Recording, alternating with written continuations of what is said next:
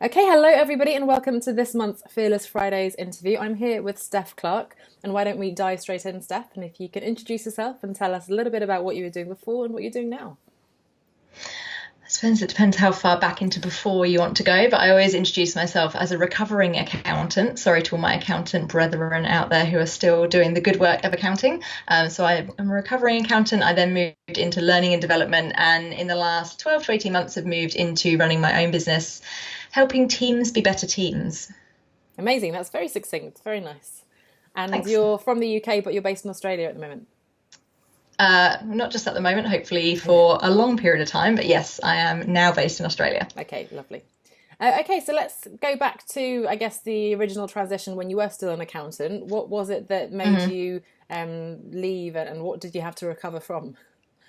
What did I have to recover from? A lot of spreadsheets, but I suppose the pivot point for the sort of first initial pivot point to me was probably pretty quick and early on in my accounting career. So I was an auditor in one of the big four, and within probably 12 to 18 months, and I actually joined straight from school. So I joined when I was 18. So I'd been probably doing that work for 12, 18 months, and I realized even quite early on, this isn't really what I want to be doing, and probably isn't what I see myself doing long term. But the training and the learning experience was so fantastic that I stuck with it for the next probably 3 to 5 years, and then moved into learning and development, but kind of rewinding slightly back. So even when I realized 12, 18 months in that this wasn't what I was going to want to be doing longer term, what I did see was a path out, which was into the learning and development or the training team who were helping the accountants or the auditors be better auditors.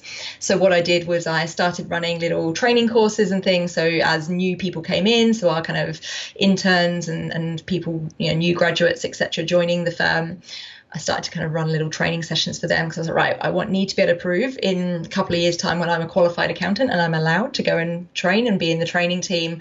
I want to show that I've already got the experience and got over that first hurdle of training and standing in front of a group and distilling information. So I started doing that so that I could be ready. And then I kind of then just forced my way into the learning and development team and never left and just hoped no one would notice. I think that's Like, such a clever sort of cunning way of doing it, isn't it? I've got a client at the moment who's looking to do something similar, and it's such a good idea to transition within the company, even as you say, without anyone almost noticing. You're just sort of voluntarily running projects and looking at the transferable skills that you can develop without even taking any kind of risk in terms of yeah. leaving the company, left, not even leaving your job. So that's fantastic.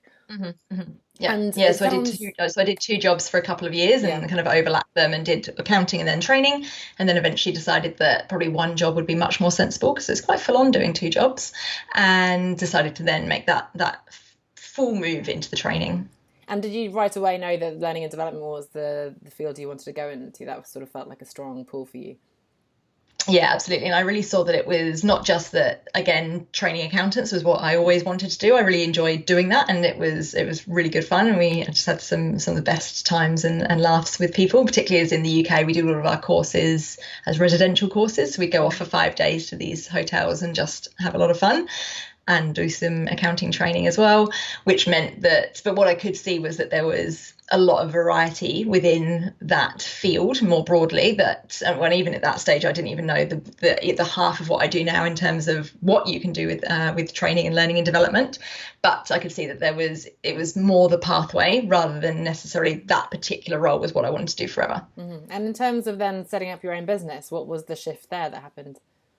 So that's fast forward quite a few years from when I initially moved into learning and development.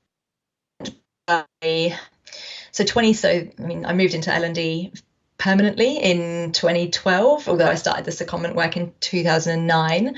So then fast forward, moved to Australia, did all those things, kind of transitioned more from technical accounting training into more leadership development, soft skills. I hate that term, but that's what everyone knows them as. Soft skills, new manager training, that kind of stuff. And then probably mid 2017, so we moved here 2014, mid 2017, I thought, what else am I going to do? Because I was looking around at, so similar to I'd done 10 or so years before, was looking around and thinking, actually, are the next roles here in the organization, are they really the roles that I want to go into in the next 1, 2, 3, 4, 5 years? And really the answer was no. And I really missed being client facing. So when I was an accountant, obviously I was client facing, and whilst I had obviously internal clients, and it is similar, it is different at the same time. And I really missed that, just that dynamic and that relationship of helping people solve problems and then asking you to solve problems rather than you kind of just appearing, which I think from an internal perspective you do sometimes. So 2017 decided that 2018 was about getting 2019 ready, and early 2019 was going to be the year that I left fully. So it all sounds very thought out, very organic over a long period of time. What were the challenges you came up against? I guess initially maybe making the transition within the organization and into a different kind of field, but then also then setting up on your own. It's an interesting question, and I probably haven't thought about it in terms of the challenges. I think initially when I was especially thinking about what I wanted to do on my own, the biggest challenge was actually deciding what I wanted to do, because there was so many different things, and especially when you realize you're going to leave. And I had this moment probably back end of last year as I was on the cusp of actually leaving rather than just winding down or getting ready to leave, that I was like, oh God, I can actually do anything. Like, I don't actually have to do what I've done for the last 10 or so years of my career. And that was a massive kind of existential crisis as I realized the world was suddenly my oyster, and I could go and be a chef if I wanted, and I didn't have to do. But anyway, so that was probably one of the challenges, was just random existential crises. But the other challenge was probably deciding what I didn't want to do, and then obviously then working that into what I do want to do. That is the hardest thing. And as you say, it's an existential crisis because you're questioning the entire identity you've had, potentially even, you've studied for something, you've got into something, and that is the path you're following. And suddenly you could become anything, an astronaut, a ballerina, whatever it is. And that's exciting. It's also scary and overwhelming. Less than the ballerina, but yeah. Those are my sort of childhood desires, which yes, now are no longer possible. But, in theory, I think those are the two things you actually can't be. But most things in the world you could theoretically consider, even retraining to be a doctor or a lawyer, right? There are things, so that is quite overwhelming.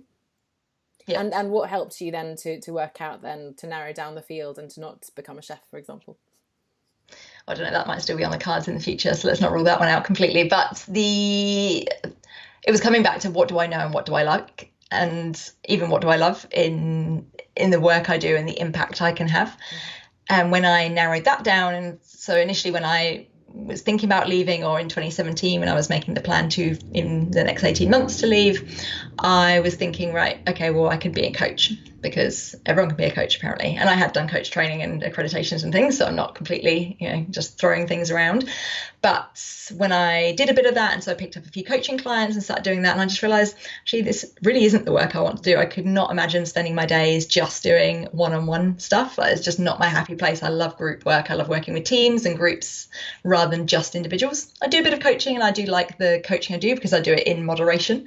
But so that for me was the first thing of then this going, oh, hang on, that was what I thought I was going to go and do. And I was going to have this whole laptop lifestyle of being able to coach wherever I was in the world and all of those good things that we see and read on the internet, and think, oh, clearly that's what everyone's going to do. So then it was getting back to, well, what am I good at? What do I like doing? And how can I best apply those skills to a problem that I think is a problem big enough and fun enough and interesting enough to want to solve and to continue to solve? Because one of my challenges is definitely finding something that I can see as being interesting for more than about 6 months. Well, that's interesting in terms of, as you say, we've heard of the sort of superficial social media posts on the laptop lifestyle and then coach, everyone's a coach, and what does that mean? But then actually, is it something I enjoy? And to be honest, coaching, I always say, is just a set of skills, as you're finding, right? You can now combine that with training, presenting. Obviously, I do group programs and so on, so you don't have to just do one-on-one sitting at home. But I think, like we were joking about sort of astronaut, ballerina, chef and so on, but those are very black and white jobs as we had in our school career services. You can be a librarian or a veterinarian or whatever. And the reality is now you can, as you found, you can create your dream career, as they say, but you really can create that portfolio career, and maybe you can also explore the chef piece alongside. I'd love to probe a bit deeper to that, because I'm just interested, because I find that often we sort of land in an escape plan, which is great and it's better and we love it, but it is still sort of transition. It's not quite maybe that crazy dream that we have. So I'd love to hear more about that, if you don't mind sharing. Oh, I don't know what the crazy dream is sometimes. And sometimes I have different, every day has a different crazy dream as to what I could be or what I could do. And I think because I see career as such a long-term thing, for me, the really exciting thing is, yeah, I might do something or one of the things I'm doing for the next 5, 10 years. But I don't know, maybe when I'm 40, I'll go and do something completely different and have a whole other career. So I think that's really exciting. And seeing career is not something that ends at 60. For me, certainly my intent is to stay fit and well and healthy enough and have that real longevity of and health span, not just lifespan and job span. So something that spans into my 80s if I can, and to continue working and continue building a portfolio career and a really interesting one, because to me work is such a big part of our lives and I do really enjoy work and working. So I want that part of my life, which is a significant part, to be fun and interesting and varied. And that to me is really exciting. It is really exciting, and it takes some of the pressure off as well, doesn't it? So you don't have to find that one career that you're going to do the rest of your life and that solves all your problems. Like, actually, right now, I'm following my curiosity, I'm enjoying this, and then who knows in the future. Yeah, and who knows, when we all have universal basic income, we can go and do whatever work we want because it won't matter. Oh, yes. Well, I mean, to be honest, the career path is evolving, right? And what you described as maybe unusual as it sounds compared to historical career paths, that is what more and more of us are going to do. We can't retire at 60, and we both want to and need to find a way to create longer and different careers. So absolutely. Okay, and in terms of, I guess, specifically setting up on your own as well, what support did you get? Did you right away know exactly how to run your own business and how to market yourself and so on, or where did you get help to do that? Good question. I did a couple of different things. So, followed a few people on Facebook and Instagram and all of those things who share good advice in that way. I read a lot, so I picked up a lot from the books I read, and I have a podcast about books. So that obviously, helped me then build the reading list for starting your own business. And obviously spoke to people I knew, and really a big part of getting ready to leave was rebuilding or building a network, because I realized when I thought about leaving, 18 months out, 12 months out or whatever, that my network was very old employer focused, which was fine. And actually that has absolutely worked in my favor, but I probably wasn't really building or using or leveraging that network as much as I could and connecting with people in a meaningful way. So what I've been able to do is do that. And that obviously helped me learn, because some of those had gone to do their own thing or had previously done their own thing. Someone I used to work with, who I was really close to and I'm still really close to, she had run her own business previously, so she was a great wealth of advice, which was excellent.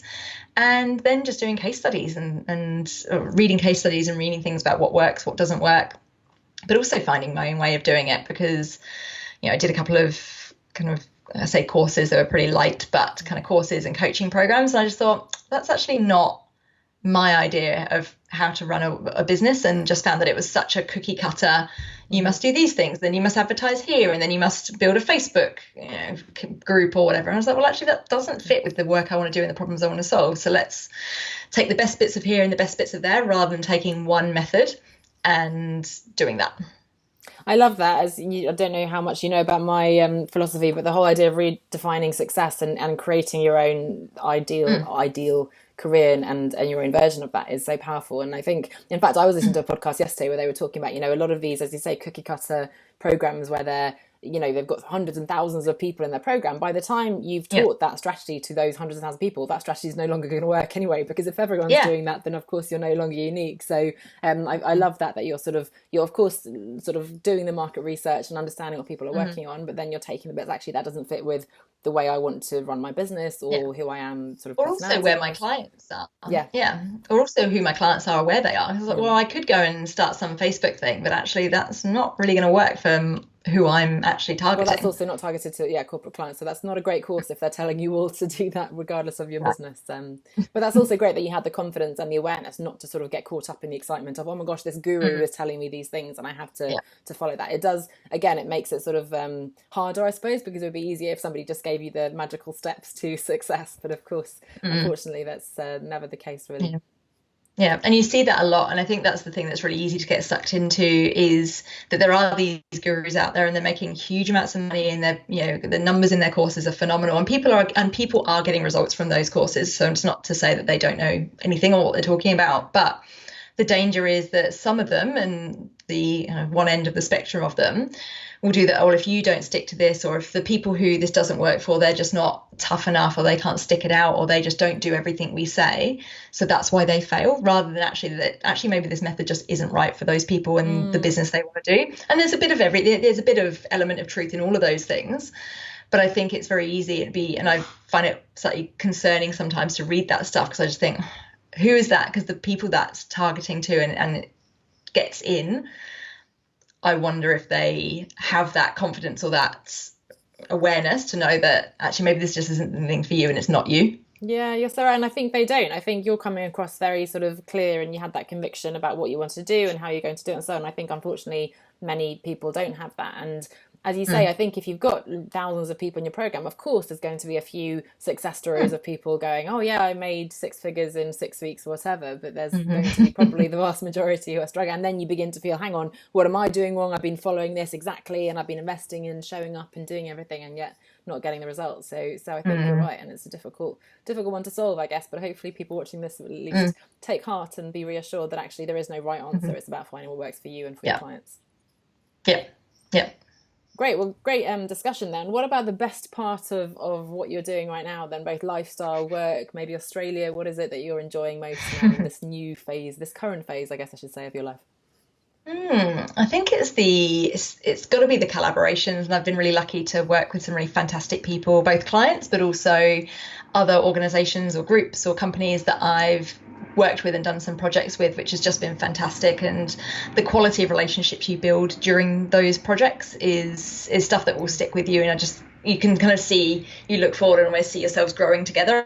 Maybe not always collaborating, but just kind of alongside each other as co-humans, which I think is really nice. So for me, it's been the relationships, and I've been posting this week on LinkedIn and last week about the 10 things I learnt about myself, but also about the lessons just from working for myself.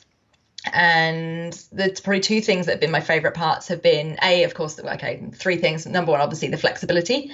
Now, obviously I run in-person programs for clients, and there's an element of travel involved. So there's an element of inflexibility too, because, if I'm running a workshop that day, I can't be like, oh, today looks like a great beach day, I'm going to do that instead. So, flexible inflexibility.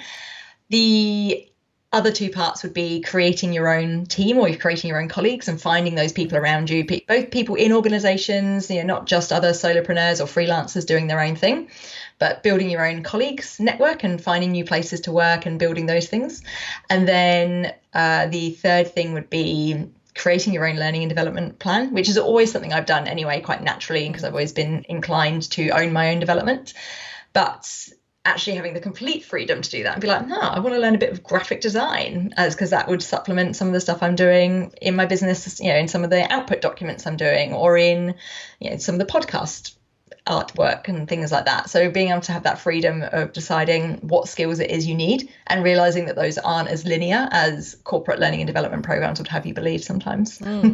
I love that last one. I mean, I'm such a fan of learning always, and it's so true. I'm now reflecting a little bit late in the day at the end of the year, thinking about who I'm going to work with in the year and what new skills and things I want to learn. But it's sort of a little bit scary and new, because in our old corporate jobs, we would have been told this is the program you should go on, this is the training, and as you say, that's I would have written that program. Oh, there you go. Well, see, that's especially interesting. Yes, exactly, that you're coming from. And it's a great program, but obviously, and then the company's paying for it and so on. So that almost transitions into the next question, which is the advice you'd give. And I think that's a great piece of advice already, that make sure you're budgeting for your own learning and development program, as you said. But what other advice would you give to someone, both either who's maybe the accountant sort of type of role and looking to watch how on earth should I start navigating, and then also anything else you want to share over the last few years of learning?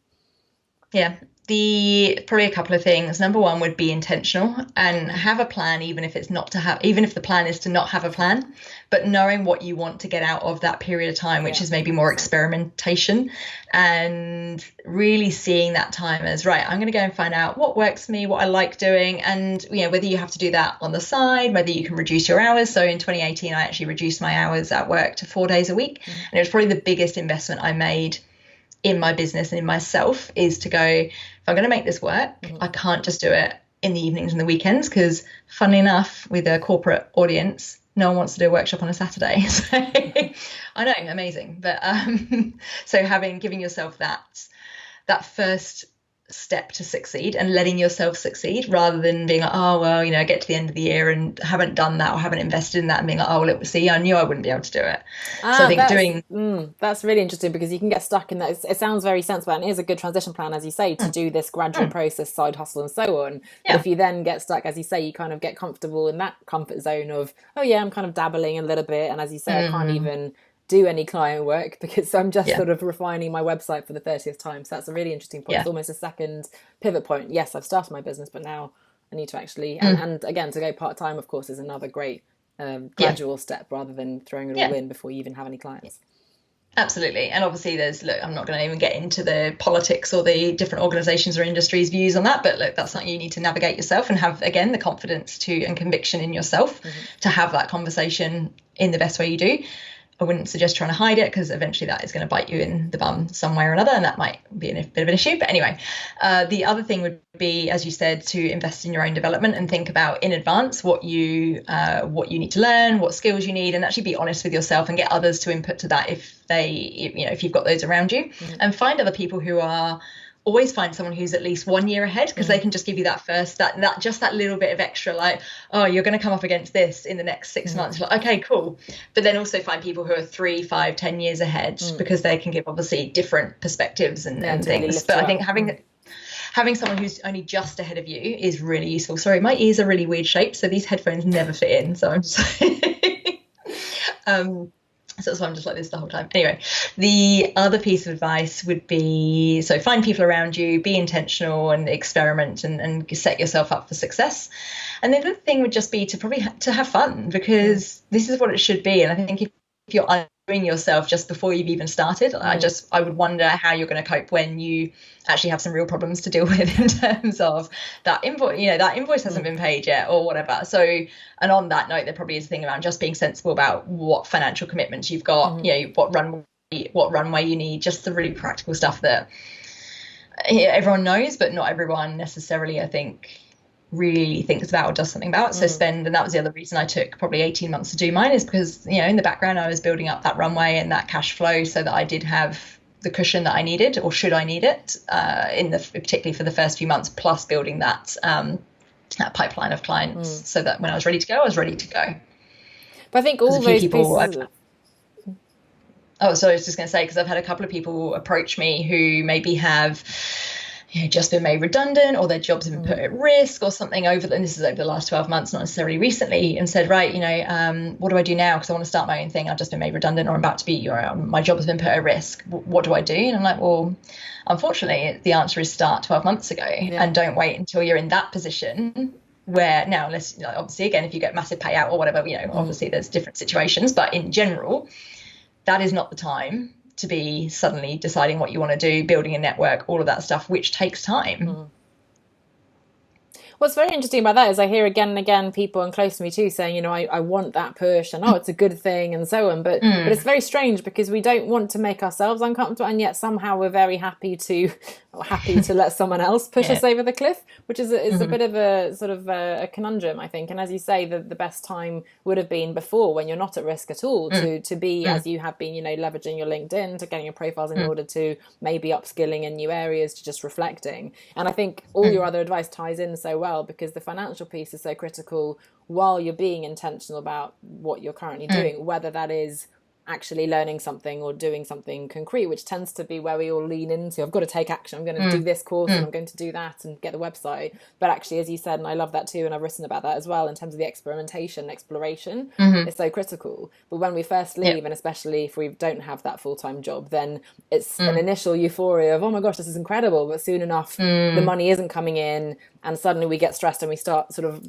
willy-nilly doing anything, scattergun, applying to jobs we know we don't want and so on. Whereas if we've gone, okay, we know I have, as you say, this runway, I can just about manage until June. That means I'm going to spend the 2 first months not making any decisions, just exploring, reflecting, traveling, enjoying. And then, because if we have that deadline, at least then we know, okay, well, this is exploration time, and it is a really important part of the process. I also heard another podcast. I'm a big fan of podcasts as well, but they were talking about how when you've just broken up with someone, a bad relationship, you know, the advice would be to have a man ban, as they called it. You wouldn't then rush straight into the next one. So I think if you have been, let's say, made redundant or left and you don't know what you want, the last thing you want to do is rush into a new business or role or anything, and actually having a bit of time to find out who you are as a single person then is really good advice as well. So love all of those points.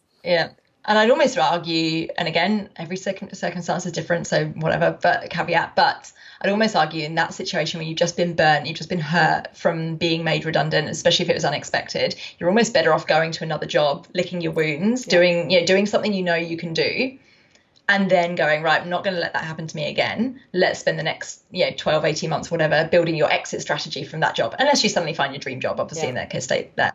And that's only obviously if you've got that intention to go and do your own thing or, start something. But otherwise, I think someone said to me the other week, which I just thought was fantastic, and I'm going to use it forevermore, is once you've worked for yourself, you're kind of invincible, because nothing can really scare you. So even if you went back to another job, even if you were made redundant, even if something happened, if you've worked for yourself, you can do it. Like if you've worked for yourself, you can be okay out on your own. I love that. I'm not sure if I agree. I mean, I certainly feel that way, but I've seen others. I'm not sure. I think it's so easy to get into your comfort zone again. And I think if you were to go back to a job, I think you'd very quickly potentially lose that the sort of strength and resilience you have, I think, unfortunately. But I do love the point, and I was going to say the same thing. So thanks for making that in terms of taking another role. It feels like you're taking a step back and so on. And of course, you have to be very intentional again to make sure you're not taking a role that's incredibly demanding and stressful, and you won't be able to have the energy to explore. And by the way, whether you want to start a business or go into a different direction, right? Because unless you have, as you say, a lot of savings, a very understanding spouse, whatever it is, you do need time, and you will need the income. So it's again playing the long game, knowing that you've got many years to find your dream career and to build that. So in the meantime, take something that's sort of at least giving you the peace of mind, that financial security, while you then do what you should have maybe done 12 months ago, as you said. So I think that's really sensible, not so exciting, not maybe so popular advice, but really very good step in terms of laying the foundations towards then actually making a sustainable escape, and not just kind of throwing stuff out there and then panicking and going back into the job that you left in the first place. Yeah, and it's a really good point you make around, if you did work for yourself and then went into another role for whatever reason, you're right, you'd have to actually maintain that mentality and learning and self-direction and all the rest, and the discipline that it requires. Otherwise, you would absolutely regress to being kind of comfortable, and then being, potentially something changing and being made redundant or whatever. And then it all kind of spirals. But to some extent, and this is a whole other conversation, I guess, but I feel like it's that, I haven't heard that phrase in a while, but the entrepreneur concept, and a little bit about, when I talk about personal branding, I tend to talk to entrepreneurs or freelancers, whatever we want to call ourselves. But I do think that that's so important for someone in even a traditional career path. As we said at the beginning, that's not going to be the case anymore. And you need to work on your personal branding. You need to put yourself out there. You need to build your resilience and take ownership of your own learning and development regardless. So I think almost being like a CEO of your own career and being a business owner, even though you don't actually work for yourself, I think is good advice for those people out there who are still navigating in their career, and who knows what will happen in the future anyway. Yeah, and I absolutely, so if I remember talking to people internally who are looking to, build their career or anything, the biggest piece of advice I give people is act as if someone's paying you. And I know that's funny because obviously they are being paid because they're doing a job and they're getting, I assume, some kind of salary, but it's act as if you are invoicing someone for that work, because it is a very different mentality to just getting a paycheck versus having that mindset of, I'm going to pretend I am contracting to this person and I'm running my business as the accountant or as the marketing person or as the learning and development person, whatever your role is. Pretend that you are actually invoicing for your time, your services, etc. And what would you do differently if you were running your role as your own business? Because I'd imagine there's quite a few things. I love that as practice for when you do run your own business, because it is a bit of a rude awakening otherwise, right? Suddenly, and just having to ask people for money rather than having that paycheck regardless of what you do. So today I've just been sort of faffing around on this presentation, and I still get paid. Whereas if you go, no, actually, and I've recently had a baby and now I've got very few hours in the day. So it's very important that, that hour is, no, I need to be either helping a client or talking to a potential client, or, it suddenly becomes very, very different. So I think I love that. I haven't had that before. So that's great advice as well. And I think even regardless whether you're looking to run your own business or not, like that advice I think still stands. If you want to stand out in your company, if you want to get promoted, if you want to be if you want to be more retainable, should things change, and especially in Australia, we're probably, everyone's this talk of, we're kind of overdue a downturn or whatever. If you want to be the person who stands out and in all of those good ways, be the one who stands out in all those good ways by running it as if you're running your business, because I think it just does challenge your mindset around, as you say, efficiency, but also the quality of service you're doing for your internal or external clients. I think it really does challenge that mindset. Well, I love that. And I think there's a lot of advice here, even if people aren't quite ready yet to take the leap and so on, then actually to explore, to begin thinking of yourself as sort of an entrepreneur. And as you say, to lay the groundwork, even if you have no thought of leaving anytime soon, because often I speak to people and say, oh yeah, maybe at some point. But okay, as you said, before you're made redundant, or before you have that urge to leave, before you burn out, before, enough is enough and you reach that trigger point, make sure you're doing as much as you can, sort of just to build the foundation, and then you'll really have that springboard. Yeah, definitely before you hate your job. Yes, exactly. It's too late then. My thing has, like, in all of my roles, it's always been the mentality of quit while you're ahead. Yeah, but that is difficult, and I have to say I admire you so much, because hearing you talk, you have, I feel like, done all the right things, and to disrupt yourself, even like an industry or a company, right, is a very tricky thing. When you're riding high, you're sort of, coasting along, this is going so well. And that's, as you say, probably the time when, if you really want to have a successful career and enjoy yourself, you should be looking proactively and building things. But that is very difficult for many of us, especially when we're already tired and busy and have all these things going on. So fantastic advice, harder to implement in reality, but I think good to think about and see how we can take that on board. Well, look, I want to wrap up, since we're at the end of our time together, but thank you so much for sharing your story. And where can we find you? I'd love to get the name of your podcast that you were talking about as well, and wherever else you want to send people to find out more about what you do. Yep. So LinkedIn is probably the best place, which I'm sure you can put a link in the little notes to this. It's Steph-Clarke, if it's got an E on the end, if you're looking for me on there. And the podcast is called Steph's Business Bookshelf, which is wherever you get your podcasts from. And is also, there's a website, which is stephsbusinessbookshelf.com, where you can find all the episodes, but it's on Spotify, Apple, Google, all those good places. Perfect. I'll make sure to subscribe to that and add that to my many lists of podcasts I'm following. Well, that sounds great. Well, it will save you time. I was going to say, so I guess it's a summary of sort of key, or do you just tell us more about the format? What do you do on the podcast?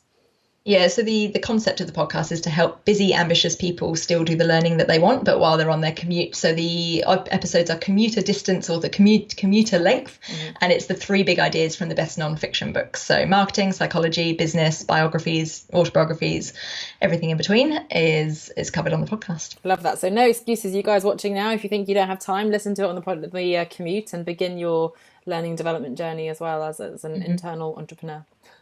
Great. Well, thank you so much, Steph, for sharing some really fantastic insights there. So hopefully you guys have been watching and maybe even go back and watch a few clips again, because I think it's worth really taking notes and thinking about a few of these steps. So thank you so much, Steph. Really happy to hear how far you've come in your career journey, and excited to hear more about the future, maybe in the next, I don't know how old you are, but many years until you're 80 plus, so many decades ahead. So I'm sure we'll do an annual one in like 60 years. We'll be like, hello. Or every decade. Yes, exactly. Massive changes every time. No, but fantastic. Well, congratulations, and thanks so much for your time. Thanks, Anna.